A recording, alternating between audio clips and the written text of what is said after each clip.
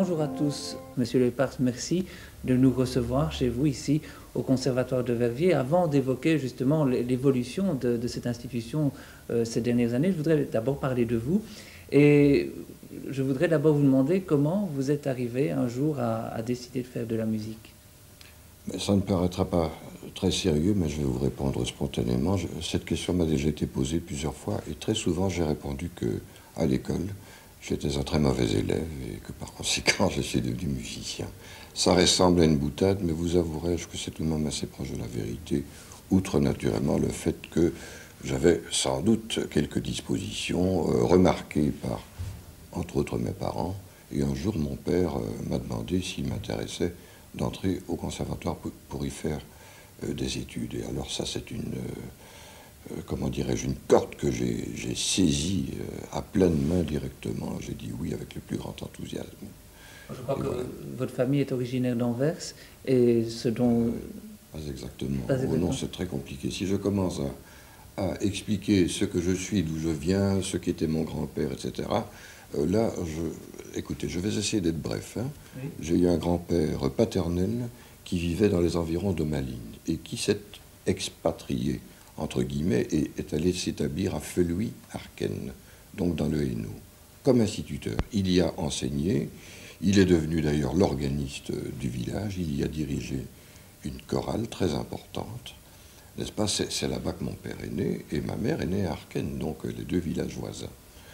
Mes parents se sont connus tout petits, se sont connus donc enfants, et bon, ils se sont mariés, j'en suis le résultat. Enfin, l'un des résultats. Alors, cette enfance musicale et puis ce début d'études musicales se passe à Bruxelles. Oui, c'est-à-dire qu'en fait, mon père a reçu un travail de représentation à Anvers, donc nous avons séjourné à Anvers, et c'est là que nous étions quand la guerre a éclaté. Et alors, les 2 premières années de la guerre, je suis retourné vivre auprès de mes grands-parents à Arken, puis nous sommes encore retournés 2 ans à Anvers. Anvers se fortifiait, ça devenait dangereux en 1944, où nous étions toujours sous l'occupation. Nous sommes venus donc vivre à Bruxelles, et c'est au Conservatoire de Bruxelles que j'ai fait toutes mes études sous la responsabilité, entre autres, de Jean Absil, Marcel Quinet, et quelqu'un que vous connaissez bien aussi, je crois. Enfin, vous ne l'avez pas connu, mais vous en avez entendu parler, c'est le maître Marcel Maz. Alors justement, ces professeurs, ces maîtres vous ont beaucoup marqué? Oui, énormément. Ça, je dois dire que c'était des personnes qui m'impressionnaient, évidemment, de naturel timide. Je me rendais compte que je me trouvais face à des personnalités à la carrure artistique énorme. Alors, naturellement, lorsque je devais m'exécuter devant eux, j'étais très fébrile, j'étais déjà traqueur à l'époque, oui, en présence de ces maîtres-là. Alors, que peut-on faire? Souvent, le grand public, je crois, se pose la question, à quoi destinent les études musicales? Quelles sont les possibilités qui s'ouvrent à quelqu'un qui choisit de faire ce type d'études? Mais écoutez, la question que vous me posez là me paraît cruciale au moment que nous vivons. Si nous nous en référons aux événements de notre époque, à tout ce qui se prend comme initiative, il faut bien le dire au niveau politique, la situation devient décourageante. On ne fait pas grand-chose pour stimuler les apprentis, les artistes en herbe, même si on veut, je dis on, même si on veut absolument donner l'impression du contraire. Et vous savez ce que nous vivons présentement au conservatoire. D'autre part, je crois savoir que dans les conservatoires royaux, la situation devient inquiétante. Et vous savez que des musiques militaires, entre autres, ont disparu. L'orchestre symphonique de la RTBF est supprimé. Bon, que va-t-il rester? Outre le fait d'enseigner la musique à de futurs enseignants de la musique, etc. Naturellement, tout ce que j'espère, c'est que nous allons connaître des jours meilleurs et qu'on va pouvoir tout de même ressusciter certaines phalanges, certains orchestres qui le méritent et qui permettront tout de même de connaître encore des débouchés dans notre pays qui, ces dernières années, il faut bien le dire, se sont fortement amenuisés. C'est un phénomène propre à la Belgique ou on peut appliquer le raisonnement au reste de l'Europe? Écoutez, j'ai tout de même envie de dire que pour le moment, la Belgique accuse sérieusement le coup. Parce que je ne crois tout de même pas que dans les pays voisins, je pense notamment à l'Allemagne, je pense à l'Angleterre, je ne pense tout de même pas que les difficultés sont poussées jusqu'à un point pareil. Mais naturellement, je n'y vis pas.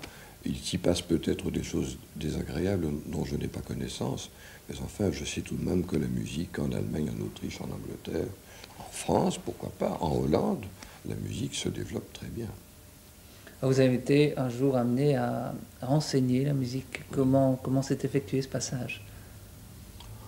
Mais écoutez, tout naturellement, je ne suis pas, comment dirais-je, un fonceur manière Morane, quoique ma fille, je suis parmi mes défauts, j'ai ceux d'hésitation, de lenteur. Alors, tout un temps, je me suis interrogé, qu'est-ce que je vais faire? Est-ce que je serai pianiste? Est-ce que je serai chef d'orchestre? Est-ce que je serai éventuellement compositeur?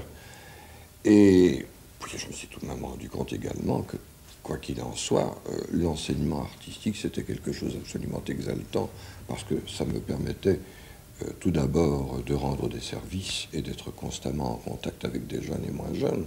Donc, comme je suis un amoureux du genre humain, disons que ce contact-là m'attirait très fort. Et je m'en suis bien trouvé. J'ai passé différents examens d'aptitude qui m'ont permis d'accéder à l'enseignement comme professeur de solfège et de piano, notamment aux académies de Bruxelles, c'est-à-dire d'Anderlecht et de Boisfort. Et insensiblement, je suis arrivé ici, mais après être passé comme pianiste aussi à l'Orchestre symphonique de Liège, et après avoir été également nommé comme professeur d'harmonie pratique au Conservatoire royal de Liège. Alors, ce que je vous disais tout à l'heure à propos de mon hésitation, ma foi, lorsque je suis arrivé au Conservatoire, je m'étais fait une promesse. C'est de ne pas écrire des épreuves de lecture, des épreuves de concours, au moyen de formules, vous savez, qu'on fabrique en quelques minutes, mais je voulais absolument arriver à écrire, si vous voulez, des mélodies avec accompagnement, enfin des mélodies sans parole, qui étaient soit des lectures instrumentales, soit des lectures solfégiques, comme on les appelle. Et ça a été petit à petit un acheminement vers ce type d'écriture qui m'a permis d'écrire des choses, disons, plus importantes, des morceaux imposés, des morceaux instrumentaux, des morceaux vocaux. Et comme il existe également à ces activités orchestrales, il y a l'orchestre de chambre qui est lié, si vous voulez, au conservatoire, on m'a tout de suite présenté la baguette de chef d'orchestre, donc ça m'a permis de faire de la direction d'orchestre, alors que j'avais bénéficié, disons, d'un champ d'observation extraordinaire, en ayant par exemple comme chef d'orchestre Fernand Quinet. J'ai également joué sous la direction de René de Fossé, Maderna, Cyril Konrachin, qui était le grand chef d'orchestre de la Philharmonie de Moscou. Vous voyez, j'ai quand même rencontré de grands bons hommes, donc j'ai bénéficié d'un champ d'observation absolument privilégié. Et ma foi, j'ai continué à jouer modestement un peu de piano. Je n'ai jamais été un virtuose, mais enfin, le piano m'aide également à travailler l'écriture musicale. Alors, l'arrivée à Verviers, c'est en 1966. Oui, si exactement. je me trompe. Oui. Alors, comment êtes-vous arrivé à Verviers et comment avez-vous découvert Verviers? Quelles ont été vos premières impressions à cette époque-là? Oui, j'avais déjà séjourné à Verviers, mais il y avait fort longtemps, fin de l'année 51, début de l'année 52, au moment des réveillons, et j'ai été hébergé d'ailleurs chez le violoniste Pierre Jeteur, et chez son père, Michel Jeteur, qui a été un de nos tout grands professeurs de violon ici. Bon, donc là, j'ai fait, disons, une première fois connaissance avec Verviers. En ce qui concerne maintenant le conservatoire proprement dit, que j'ai été appelé à diriger, j'étais déjà comme pianiste à l'Orchestre symphonique de Liège. J'enseignais au conservatoire l'harmonie pratique, mais je faisais une navette invraisemblable entre Bruxelles et Liège, puisque j'habitais Bruxelles et que je continuais à enseigner dans les académies. Bon. Et au décès de mon prédécesseur, très estimable, très estimé, Hector Cloquerts, l'un de mes amis m'a téléphoné en me disant « Tu devrais poser ta candidature à la tête du conservatoire de Verviers, j'ai fort hésité. Finalement, je me suis mis en contact avec un membre très important de la commission administrative qui m'a très bien accueilli, qui m'a mis en relation avec les personnes. Je me souviens d'une conversation que j'ai eue avec le bourgmestre de l'époque, Marcel Counson, qui m'a dit, comme si dans son esprit j'y étais déjà, vous verrez, Verviers est une ville très attachante. Et effectivement, j'ai trouvé que Verviers était une ville très attachante. Donc voilà, je suis arrivé ici, pas vraiment un pays de connaissances. Vous savez, la situation s'était un petit peu transformée parce qu'il y avait eu 1 an d'intérim par une autre personne, et disons que certaines autres personnes s'étaient emparées, entre guillemets, d'un certain pouvoir dans la maison. Il a fallu remettre un petit peu d'ordre dans tout cela. Et puis alors, il faut dire aussi que le conservatoire se trouvait dans un tournant très important, parce que au départ, le conservatoire était destiné aux études complètes, c'est-à-dire qu'on pouvait y entrer aussi bien comme amateur que comme futur professionnel, ce qui est encore le cas maintenant, mais avec l'acheminement vers le conservatoire royal. Tandis qu'à l'époque, il était possible d'entrer au conservatoire à 0, d'y faire ses études, de les terminer et de commencer sa carrière. Et c'est comme ça que j'ai rencontré des professeurs, des collègues ici, qui, ayant déjà une carrière derrière eux, et de professeurs et de solistes, sont allés s'inscrire dans un conservatoire royal pour y faire un premier prix, soit de solfège, soit d'instrument, tout simplement pour des questions barémiques. Parce qu'à ce moment-là, le statut du conservatoire de Verviers était celui d'une académie. Nous fonctionnons en régime académique tout en étant conservatoire. Et je dois vous dire qu'à l'époque où il a fallu, sur l'insistance de l'inspecteur de l'époque, qui était René de Fossé, et du conseiller chef de service, qui était Maximilien Hébet, ça a été très dur, parce qu'à partir du moment où j'ai fait la proposition d'embrayer, faute de quoi on risquait de nous couper les vivres, je me rappelle qu'à l'époque, il y a eu, au sein de certains partis politiques, des levées de boucliers. Qu'est-ce que c'est que ce jeune directeur, jeune à l'époque, qui veut transformer notre conservatoire en petite école de musique? En réalité, il fallait absolument s'adapter à la situation des académies et à la véritable mission du conservatoire, situé, s'il est besoin de le rappeler, à quelques 30 km du conservatoire royal Louis de Liège.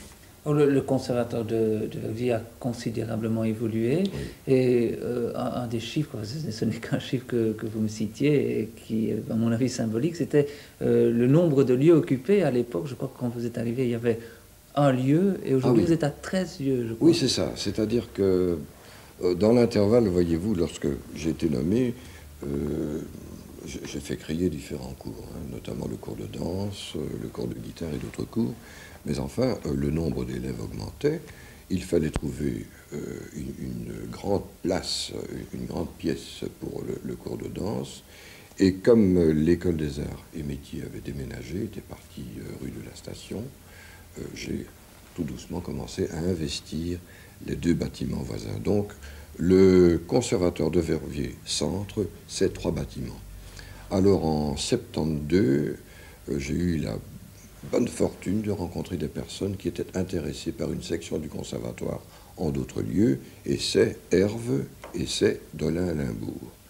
Les 2 sections ont été créées en même temps, et nous avons donc l'année dernière fêté le 20e anniversaire de ces sections-là. Donc ça fait encore 2 bâtiments de plus, ça fait 5. Et alors, naturellement, lorsqu'est apparu l'enseignement intégré, mais qui n'existe plus maintenant, qui est transformé en atelier créatif pour les enfants de 5 à 8 ans, là, naturellement, j'ai fait appel aux différentes écoles que cela pouvait intéresser.